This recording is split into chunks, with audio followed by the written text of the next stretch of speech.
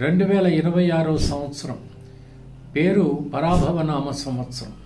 ఈ సంవత్సరంలో మరి 6వ తేదీన, ఆ తర్వాత 15వ తేదీన, 24వ తేదీన పుట్టినటువంటి వాళ్ళకి సంవత్సరం ఫలితం ఎలా ఉంటుందో వివరిస్తున్నాను, జాగ్రత్తగా వినండి.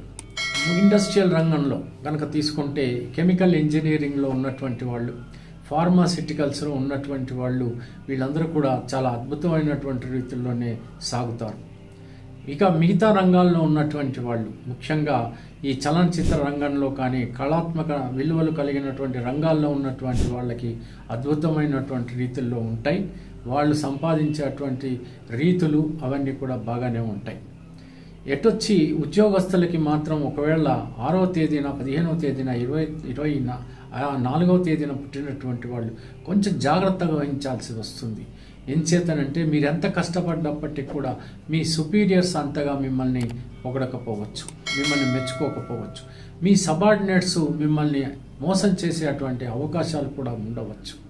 ఇకపోతే కాంపిటేటివ్ ఎగ్జామినేషన్స్లో వెళ్ళేటువంటి విద్యార్థులు చాలా కష్టపడవలసి వస్తుంది.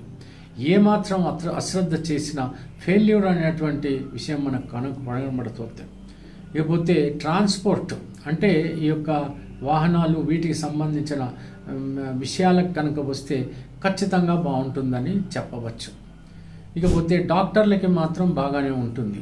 ఏది అని బట్టి కూడా అందరికి కూడా ఛాలెంజింగ్ ఇయర్స్గా ఈ తేదీలో పుట్టినటువంటి వాళ్ళకి ఉండేటువంటి అవకాశం. అంచేత నేను చెప్పేది ఏంటంటే వివాహాలు, తర్వాత ఈ ప్రేమలు ఇవన్నీ కూడా సవ్యంగానే సాగుతాయి. వాటికి వచ్చిన ఆపద ఏమాత్రమూ లేదు. మొండితనంగానే ప్రవర్తిస్తారు. మీరు ప్రేమ గుడ్డిది కాబట్టి ఈ లవ్ అనేటువంటి విషయానికి వస్తే మాత్రం వాళ్ళు ఏ డేటుని చూడరు, ఏ కాలాన్ని చూడరు, రాత్రిని చూడరు, పగలు చూడరు. వాళ్ళ గురించి మనం పెద్దగా పట్టించుకోవాల్సినటువంటి అవసరం లేదు. వాళ్ళ ప్రేమ అనేది నిర్విరామంగా కొనసాగుతూనే ఉంటుంది. మిగతా వాళ్ళ విషయంలోకి వచ్చేటప్పటికే మనం ఆలోచించాలి.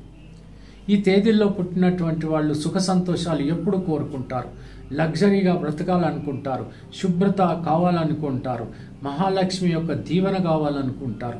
ఇవన్నీ సాధించాలంటే మీరు ఈ సంవత్సరంలో ముఖ్యంగా అక్కడ రాజైనటువంటి పరమ గురువుని పూజించాలి.